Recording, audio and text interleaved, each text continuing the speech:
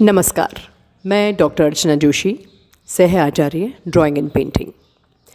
प्रिय विद्यार्थियों, जैसा कि आपको विदित है, इन दिनों हम पहाड़ी चित्रशैली की चर्चा कर रहे हैं। आज हम पहाड़ी शैली के अंतर्गत बसोली चित्रशैली के बारे में जानेंगे। बसोली क्या है, जानते हैं इस बारे में। चंबा, उधमपुर व जम्मू रियासतों से घिरी यह बसोली रावी की घाटी में स्थित एक छोटी सी नगरी है। पहले 74 गांवों का मिला जुला एक छोटा सा राज्य था।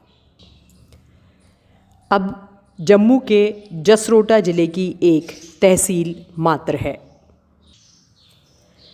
आज भी हिमाचल की गोद में बैठा बसोली का समस्त वन प्रांतर एक चित्रपट के सदृश लगता है, परंतु बसोली महल के खंडर, उजड़े भित्ति चित्र आदि को देखकर ये विश्वास नहीं होता कि यहाँ पर कभी वैभव बसा होगा।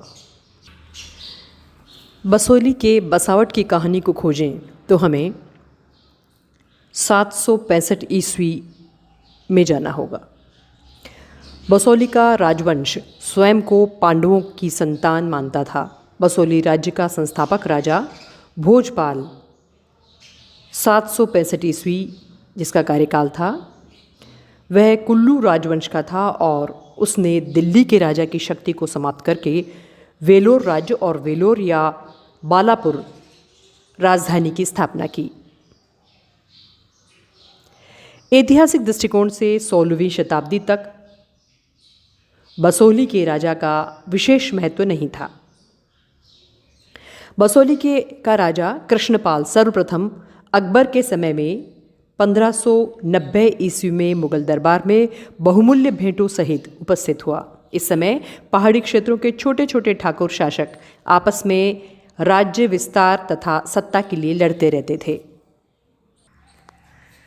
आइए बसोली के उन राजाओं का जिक्र करते हैं जिन्होंने बसोली की चित्रकला को परवान चढ़ाने में अपना महत्वपूर्ण योगदान दिया। ये राजा हैं कृष्णपाल, और कृष्णपाल के पश्चात भूपतपाल, और भूपतपाल के पश्चात संग्राम पाल, कृपाल पाल, धीरजपाल, अमृतपाल, विजयपाल, रणजीत सिंह और महेंद्रपाल।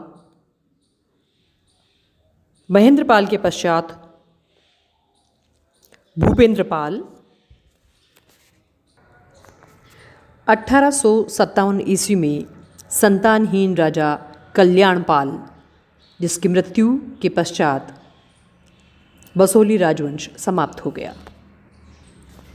तथ्यतः बसोली राज्य की स्थापना भले ही राजा भोगपाल ने 765 ईस्वी में की हो, परंतु आधुनिक बसोली नगर की स्थापना राजा भूपतपाल ने 1635 ईस्वी में ही की थी। इस नवीन राजधानी में उसने तथा उसके उत्तराधिकारियों ने विभिन्न राजमहलों का निर्माण कराया। मेदिनीपाल ने रंगमहल और शीश महल बनवाए जो नायिका भेद आदि विषयों पर आधारित भित्ति चित्रों से सुसज्जित थे, परंतु आज ये चित्र नष्ट हो गए हैं। बसोली राज्य के अतिरिक्त यह शैली अनेक पहाड़ी राज्यों में भी विकसित हुई। इस प्राचीन समृद्ध बसोली राज्य के कलाप्रिय राजाओं के बारे में जानने के पश्चात आइए अब हम बसोली शैली के चित्रों के विषय पर चर्चा करते हैं। बसोली शैली के चित्रों का मुख्य विषय धार्मिक रहा है। काव्य तथा रागमाला, व्यक्ति चित्र तथा उन चित्रों में जो चित्र रागमाला और काव्यों को लेकर के बनाए गए, उनमें मानव आत्मा बड़े ही मार्मिक ढंग से इस फिलॉसफी को, इस दर्शन को इन्होंने इन चित्रों में अभिव्यक्त किया है।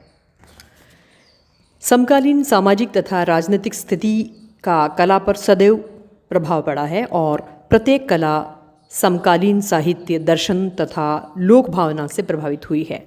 वास्तव में 11वीं शताब्दी में जो वैष्णव धर्म आरंभ हुआ, उसका पूर्ण विकास उत्तरी भारत में 16वीं शताब्दी में हुआ। 15वीं शताब्दी में श्री वल्लभाचार्य ने व्रज को अपना केंद्र बनाया और यहाँ से ही वल्लभाचार्य ने वैष्णव धर्म के उपदेश दिए। उनके अनुयायियों में कविवर सूरदास, मीरा, केशवदास तथा बिहारी के नाम प्रमुख हैं, जिनकी रचनाओं को उत्तरी भारत में बहुत लोकप्रियता और सम्मान प्राप्त हुआ। इन कवियों ने भगवान को जीवन में खोजने की चेष्टा की और उन्होंने विष्णु के विभिन्न रूपों में विशेषतया श्री कृष्ण और श्री राम को अपना आराध्य देव माना। कृष्ण का जीवन भारत के सरल साधारण लोक जीवन के सन्निकट है। इसी कारण कृष्ण भारतवर्ष में बहुत लोकप्रिय देव माने गए हैं। वास्तव में कृष्ण का उद्दंडतापूर्ण बाल्यकाल और यौवन का जीवन कृषकों, जंगलों, ग्वालों, गोपियों, पशुओं और पक्षियों से संबंधित था और गरीब जनता से बहुत मिलता जुलता था। वैष्णव धर्म राजस्थान तथा उत्तरी भारत के मैदानी क्षेत्र तक ही सीमित न था, बल्कि पहाड़ी क्षेत्रों में भी पहुंच गया था और पहाड़ी चित्रकार की प्रेरणा का मुख्य आधार बना। बसोहली शैली के चित्रों में वैष्णव धर्म की विचारधारा और भक्ति भावना दिखाई पड़ती है। इसी शैली में विष्णु तथा उनके 10 अवतारों के चित्र प्राप्त हैं। इस शैली में चित्रित रामायण की 2 प्रतियां भी प्राप्त हैं, जिनमें से एक प्रति बसोहली में चित्रित की गई है और दूसरी कुल्लू में चित्रित की गई है। रामायण तथा भागवत पुराण वैष्णव संप्रदाय के कारण इन चित्रकारों का प्रमुख चित्र विषय बने। बात करते हैं काव्य तथा रागमाला से संबंधित चित्रों के बारे में। 14वीं शताब्दी में रचित भानु दत्त की रसमंजरी, बारहमासा, जयदेवकृत गीत गोविंद, रागमाला आदि यहाँ के चित्रकारों के प्रिय विषय रहे हैं और इन पर बहुतायत में चित्र बने हैं। रागमाला चित्रों का बारहमासा चित्रों में कृष्ण और राधा को नायक तथा नायिका के रूप में बनाया गया है।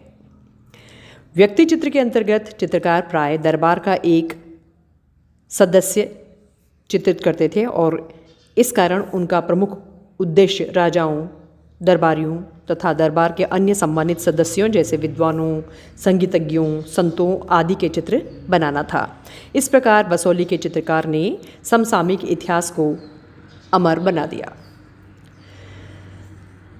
चित्रकार ने राधा और कृष्ण के प्रेम में मनुष्य की हृदयगत भावनाओं को बड़े मार्मिक ढंग से अभिव्यक्त किया है। जिस प्रकार कृष्ण के विरह में गोपियाँ व्याकुल हैं, उसी प्रकार मनुष्य की आत्मा भी परमात्मा के संयोग के लिए व्याकुल है। इस प्रकार बसोहली शैली के चित्रों में रहस्यात्मकता का मधुर संयोग है।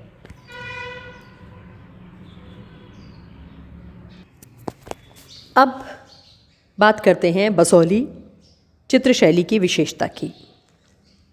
अत्यंत ही प्रभावशाली, चित्त लुभावन शैली है बसोहली। रेखाओं में अप्रत्याशित ओज, उन्मुक्त व गति देखने को इन चित्रों में मिलती है। बसोहली चित्रों का आकर्षण उनके रंगों में है। रंगों का चयन प्रतीकात्मक रूप से भी किया गया है। चित्र में चमक के प्रभाव को बढ़ाने के लिए मोतियों के टुकड़े व सोन किरवा के पंख आदि को चिपका दिया गया है। क्षितिज रेखा आलेख्य स्थान में ऊपर की ओर दिखाई गई है। गहरे नीले आकाश में सफ़ेद रंग के बादल बनाए गए हैं। बरसाती भूरे बादलों के बीच चमकती बिजली को सर्प सदृश सफ़ेद रेखा द्वारा दिखाया गया है। चित्रों के हाशिए प्राय गहरे लाल रंग में या कभी कभी गेंदई पीले रंग में अंकित किए गए हैं। पार्श्वभूमि में वास्तु रामलीला के पर्दे के समान चित्रित है।